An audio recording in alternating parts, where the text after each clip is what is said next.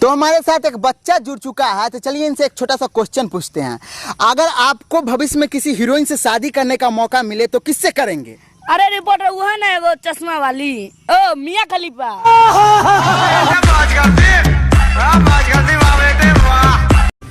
Reporter आप ना बहुत अच्छे आदमी हो। अरे वाह, क्या बात है, आजकल इज्जत दे रहा है। कुछ नहीं, थोड़ा गाड़ दो ना। तो नमस्कार, प्रणाम, क्या है आपका नाम? हमारा नाम है पेलू। बोले तो एक बार गाड़ ले लू।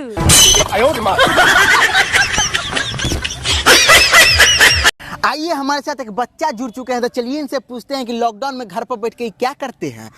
देखते हैं। क्या देखते हैं? सनी लियोनी। मम्मी रिपोर्टर हमरा गंदा गंदा बात सिखवा जाओ। सनी लियोनी के बारे में पूछो जो मुझे।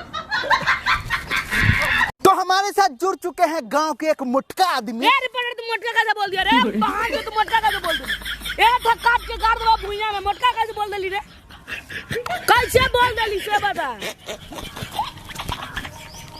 अरे पटरे हमारा इंटरव्यू लो ना। हट, तेरे जैसे गरीब का इंटरव्यू लेंगे? हुलिया देख कर औकात का पता नहीं लगाने का। तेरा जैसा रिपोर्टर हमारा घर में पोछा लगाने आता है।